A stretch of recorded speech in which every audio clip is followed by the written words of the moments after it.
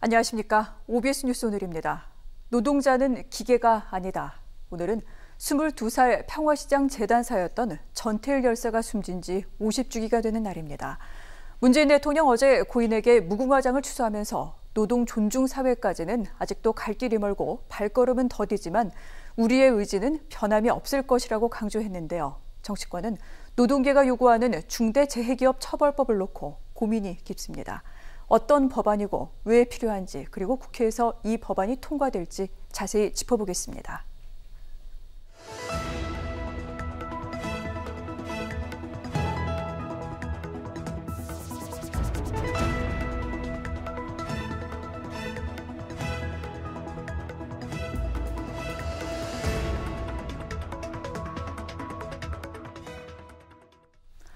오늘 함께하실 두 분 먼저 소개해드립니다. 윤석천 경제평론가, 최양호 현대경제연구원 고문 나오셨습니다. 안녕하십니까? 네, 어서 오세요. 네, 말씀드린 대로 오늘 전태일 열사 숨진 지 50주기인데요. 과연 이 사회, 노동 존중 사회인지, 이렇게 말했던 대통령의 이야기에 다시 한번 여러 가지를 생각하게 됩니다.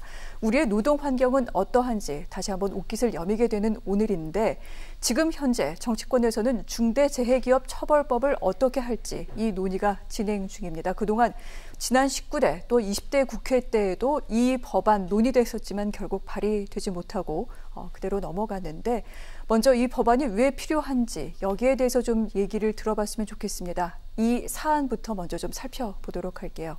지난해 발생했던 사고입니다. 작년 딱 이맘때였는데요. 서울 강서구의 한 아파트 신축 공사 현장에서 한 노동자가 40kg의 시멘트 포대를 옮기다가 15층에서 추락했습니다. 결국 사망했는데, 이에 대한 법원의 판결은 이렇게 나왔습니다. 노동자가 소속이 되어 있던 하청업체, 이 하청업체의 사업주, 안전대 미착용의 책임이 있기 때문에 벌금 500만 원, 그리고 이 미장공사를 맡긴 원청사에 대해서는 재해 예방 조치를 하지 않았으므로 벌금 400만 원, 이런 판결을 내렸습니다. 여러분께서는 이 같은 법적인 판결에 대해서 어떻게 생각하시는지요? 대한민국은 여전히 산업재해 사망률 세계 1위라고 노동계는 목소리를 높이고 있는데, 그렇기 때문에 생명보다 이윤을 더 중히 여기는 기업을 가중처벌하는 중대재해기업 처벌법 제정이 시급하다고 얘기를 하고 있습니다. 그렇다면 중대재해법 무엇이고 왜 필요하다고 보시는지 두 분의 의견을 좀 들어보도록 하겠습니다. 먼저 평론가님, 이 법안에 대해서 좀 설명을 해주시면 좋겠습니다. 우리나라가 앵커께서 말씀하셨다시피 OECD의 1위 산업재해국입니다. 네. 1년이면 한 약 2,400명의 귀중한 생명들이, 노동자분들이 목숨을 잃고요.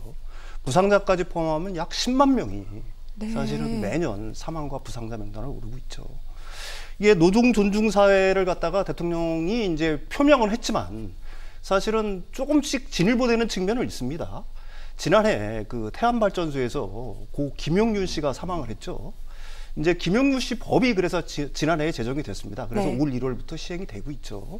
근데 그 법에도 여전히 시행이 됐지만 네. 사실은 요즘에도 끊임없이 귀한 목숨들이 이제 어떻게 보게 되면 산업재해로 네. 사망을 하고 있는 현실이 있는 건데요.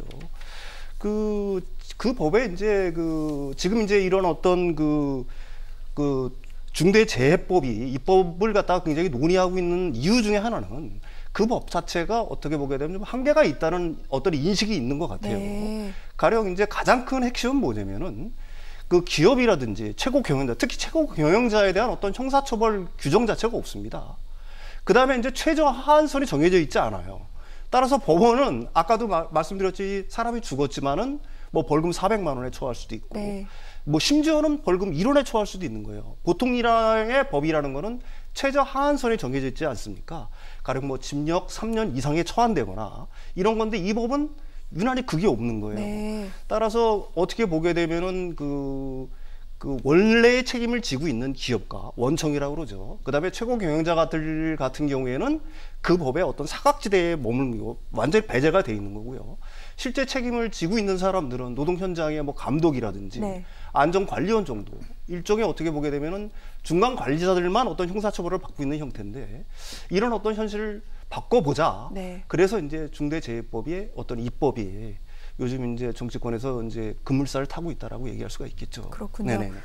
자, 개정된 산업안전보건법, 이른바 김용균법입니다. 이 법안에 따르면 안전조치 등등을 미비하게 하는 그 관리자 등등에 대해서 이제 처벌을 하게끔 되어 있는데, 이 같은 어떤 그 노동 환경에 있어서 안전을 기할 수 있도록 그렇게 주의를 기울이지 못한 기업과 기업주에 대해서 이제 처벌을 하자라는 것이 중대재해 기업처벌법이고, 이 부분에 대한 노동계의 목소리가 왜 나오는지 이 부분까지 살펴봤습니다. 그런데 일각에서는 또 이런 얘기도 나옵니다. 처벌만 강화한다고 해서 이게 뭐 줄어들거나 하질 않을 것이다. 싱가포르 같은 경우에는 사실 산업재해 사망자 수가 10년 동안 75%나 줄었는데, 그 이유는 법안을 강화해서가 아니라 예방에 주력한 덕분이다. 이런 얘기가 나오기도 합니다. 이 부분은 또 어떻게 봐야 됩니까? 네, 법안 발의 취지에 보면 중대재해 방지 의무를 이행하지 않은 사업주를 처벌한다. 이것이 지금 주된 입법 취지거든요. 그래서 방지 의무를 하지 않았다.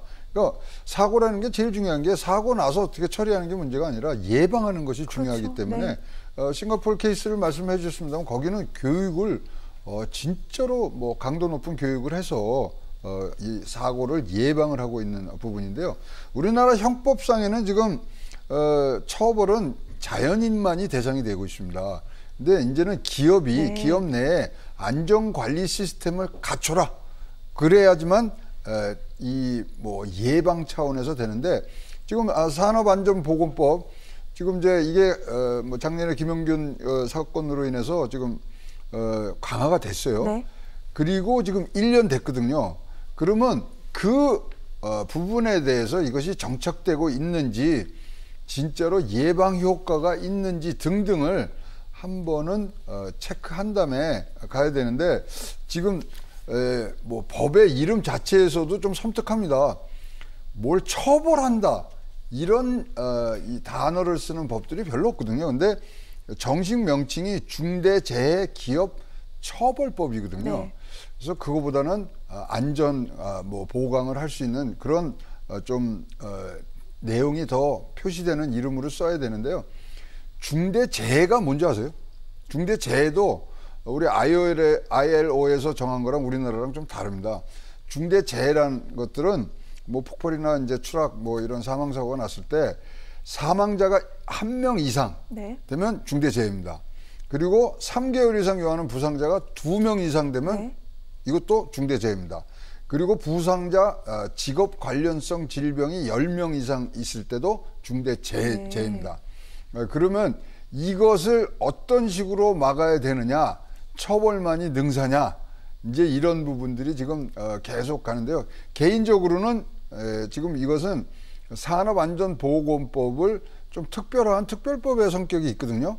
그래서 산업안전보건법을 좀 더 재개정 강화하는 부분들로 가는 것도 굉장히 좋은 부분이다. 산업안전보건법에는 굉장히 예방에 관한 얘기들이 많거든요. 네. 이거는 기업주와 기업을 벌하겠다는 그러한 취지로 나왔기 때문에 조금 걱정스러운 부분이 많습니다. 네. 자, 중대재해기업처벌법. 이 법안을 둘러싼 여러 가지 의견이 이렇게 좀 다양하게 나오고 있습니다. 노동계에서는 이 형사 책임과 징벌적 손해배상을 법안에 명시함으로써 사실은 기업과 기업주가 안전에 들이는 비용이 이 처벌 때 소요되는 비용보다 더 적어지기 때문에, 그래서 안전을 더 신경 쓰게 될 것이다, 이렇게 얘기를 하고 있는데, 정작 재계에서는 반대하는 목소리들이 많이 나오고 있습니다. 김기문 중소기업 중앙회장 같은 경우에는 민주당 지도부를 찾아서 이런 얘기를 하기도 했는데, 요즘 기업 경영 활동이 위축되는 법안들이 발의가 되면서 위기감이 커지고 있다. 뭐 산재 예방, 근로자 안전, 그 취지에는 알겠는데 처벌을 강화하는 것, 문을 닫으라는 것과 같다라고 본다, 이렇게 얘기를 했습니다. 지금 고모님께서는 이 같은 내용에 동의하시는 거죠? 지금 이제 많이들 나왔는데 가장 제가 눈에 띄는 건 이겁니다. 별도의 양형위원회를 구성하자가 법안에 들어가 있습니다. 그래서 뭐 어떤 그 구체적인 그런 법에 적용되는 것이 지금 없기 때문에 그 부분이 또 자유적으로 판단될 수 있는 부분이 있고요. 그 다음에 민사상 입증 책임이 이제는 사업주로 갑니다. 그 사업주가 이게 자기 책임이 아니라는 거를 이제 얘기를 해야 되는데, 말씀하신 이 처벌 내용을 보면 3년 이상 징역, 징역, 네. 그다음에 손해액의 3배에서 10배 가량의 징벌적 손해배상을 하라. 이것이 주된 처벌의 내용입니다. 근데 우리가 지금 경제 3법이라는 걸 통과시키려고 지금 민주당에서 하고 있잖아요. 그 안에 들어가 있는 주요 내용 중에 하나가 징벌적 손해배상제란 말이죠. 그럼 이거는 과잉 입법이 되는 거 아니냐. 한쪽에서 네. 분명히 이런 것들을 지금 다루고 있는데 그런 법들을 다 이제 종합적으로 봤을 때 신규 법원보다는 지금 산안법이 조금 더 강화되는 모습으로 크게 법이라는 건 일관성과 예측 가능성을 줘야 되는 부분들인데 이런 것들이 특별법 형태로 자꾸만 나오기 시작하면은 굉장히 기업들이 일하기가 네. 어려워지지 않겠느냐는 생각도 갖고 있습니다. 알겠습니다. 이처럼 김용균법, 이 산업안전보건법 개정 1년도 아직 안 됐다. 좀 더 시행을 보고 난 뒤 얘기하자. 그리고 지금 말하고 있는 내용이 너무 과잉 규제다. 이렇게 제기는 얘기하고 있는 건데 평론가님 보시기엔 어떻습니까? 저는 사람의 목숨은 네. 그 가치는 다른 어떤 것과도 비교할 수 없는 치 귀하다라는 게 뭐 그런 인식이 있어야 된다고 반드시 생각을 합니다. 결국은 기업 활동이 제약을 받는다는 얘기는 좀 더 노골적으로 얘기하면 기업 이윤을 갖다가 보장할 수 없다는 얘기나 똑같은 얘기거든요. 안전에 관한 투자를 많이 하고 하면 네. 할수록 사실은 기업 입장에서는 그게 비용이 증가하는 측면이 분명히 있기 때문에 그렇다는 얘기죠. 사실 현재 상황에서도 우리가 조금 아까 앵커께서 싱가포르 예를 들어주셨지만은 현재 상황에서도 어떤 지금의 어떤 규정들만 잘 지킨다고 하더라도 사실은 안전을 갖다가 이런 어떤 중대재해법이 탄생할 정도까지 됐느냐 하는 거는 저는 개인적으로 의문의 여지가 있어요. 가령 건설사들 같은 경우에 사망사고가 많이 난 건설사들은 공공수주를 갖다가 엄격하게 제한을 한다든지 이런 네. 규정들이 있어요. 네. 근데 그게 현장에서 지켜지지 않고 있는 겁니다. 사실은. 불이익을 주지를 않고 있는 거예요. 법원의 판결도 마찬가지고 또 정부의 어떤 정책들, 어떤 여러 가지 규정들이 있지만은 그 규정들 자체도 정확하게 지켜지지 않고 있기 때문에 네. 사실은 중대재해법 같은 것들이 논의가 되고 있는 거고 뭐 징벌적 손해배상제 같은 걸도 논의가 되고 있는 거거든요. 근데 우리가 이런 거는 한번 살펴볼 필요가 있을 것 같아요. 음주운전을 막기 위해서는 네. 사실은 음주운전자에 대한 어떤 처벌을 갖다 강화하는 게 가장 좋은 방법이다라는 거는 사실은 그거는 굉장히 일반적인 예지 않습니까? 물론 예방활동이라든지 이런 것도 중요하지만 이런 어떤 중대재해법의 어떤 처벌 조항이라든지 이런 거는 분명히 앵커링 효과가 있다는 얘기예요. 정박 효과가 있다는 얘기예요. 아, 법이 이러니까 네. 이제는 이걸 갖다 어기면은 굉장히 심각한 피해가 오고 일신상의 피해가 오겠다는 어떤 인식을 최고 경영자들과 기업들이 갖게 될 때 조심을 할 수밖에 없지 않겠습니까? 예, 예. 그렇군요. 거기까지는 굉장히 좋은 취지인데요. 네. 자, 그러면 이런 근로재해를 내가 직접 관리를 해야 되겠다. 이런 생각을 가지게 되거든요. 하청을 줬는데 하청에서 뭐 불안전하게 하면은 그 사고의 책임을 모두 자기가 지니까. 그래서 이게 지금 어떤 비교가 나왔냐면 우리 최저임금 인상했을 때 가장 피해를 많이 보시면 사실은 뭐 이 저숙련 노동자와 자영업자들이었죠. 그러면 이 하도급 줄 거를 다 네. 직고용하면서 정규직으로 뽑아야 되는 기업의 부담감도 굉장히 늘어날 수밖에 없다. 그래서 이제 비용을 네. 분명히 따지겠습니다. 따지겠지만 일단 하여튼 이 기업주들이 일단은 교육을 통해서 안전하게 노동할 수 있는 권리를 보장하는 거에 대한 소위 말하는 이 위험에 대한 불감증, 이것을 먼저 교육을 받아서 네. 빠른 시간에 이거를 교화를 시켜야 될 거고요. 그 이후에 이러한 제도들이 들어오면서 안전적으로 나갈 네. 수 있는 부분들로 병행을 해야지 처벌만 한다 그러면 자, 기업인들 뭐 봐서 아시겠지만 처벌 피해가는 방법부터 뭐 찾지 않겠느냐. 이런 것들이 우리가 보아온 지난 30년이니까 네. 그래서 조금 더 양측의 얘기를 좀 들어줬으면 좋겠습니다. 보건산업안전법도 할 때 사측의 얘기를 안 들은 것들이 굉장히 많거든요. 그래서 현장에서 기업의 얘기를 좀 듣는 과정도 이번에는 꼭 있었으면 좋겠습니다.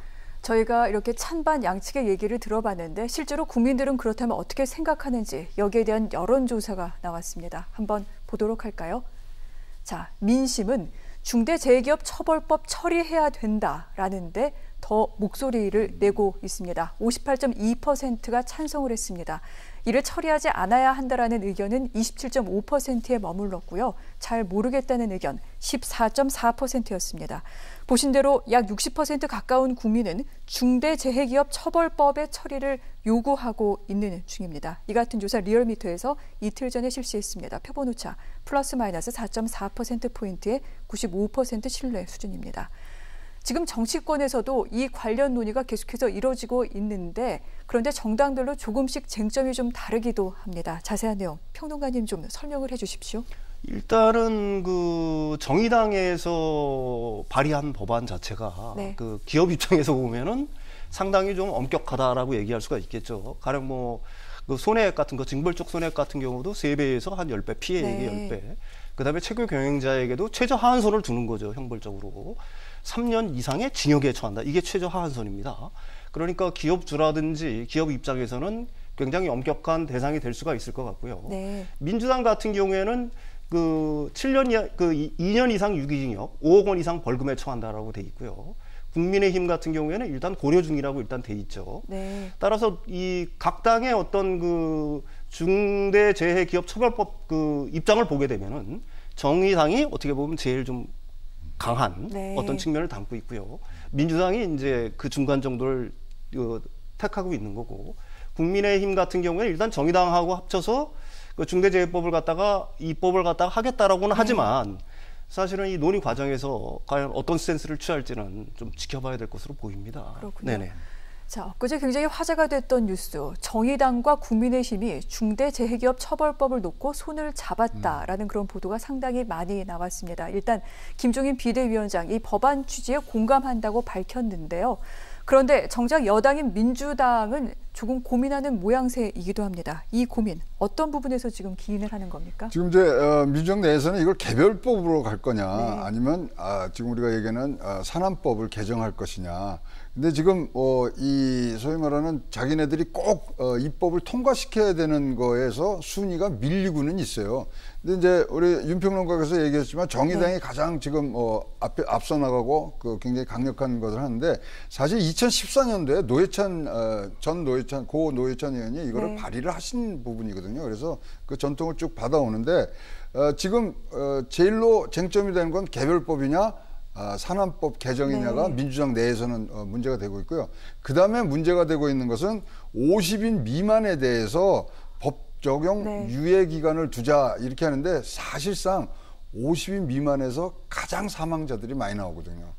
그래서 이런 부분들을 어떤 네. 식으로 해야 될 것인가들이 하는데, 일단 이 법안에 대해서 지금 3당이 취지에는 다 동감을 했습니다. 따라서 네. 좋은 결과가 나올 수 있다고는 지금 우리가 예상을 할 수 있습니다만은, 디테일에 가서는 조금씩 서로 조정이 필요한 부분들이 분명히 있다고 생각을 합니다. 알겠습니다. 죽지 않고 일할 권리를 달라라는 그런 외침이 있습니다. 분명히 우리 노동 환경 더욱더 안전한 쪽으로, 그리고 노동자 한 명 한 명을 소중히 여기는 쪽으로 나아가야겠죠. 그 취지에 대해서는 모두가 공감하고 있습니다. 국회에서 어떠한 방법론을 채택해서 또한 국민들에게 내놓을지 이 부분 계속해서 주시하도록 하겠습니다.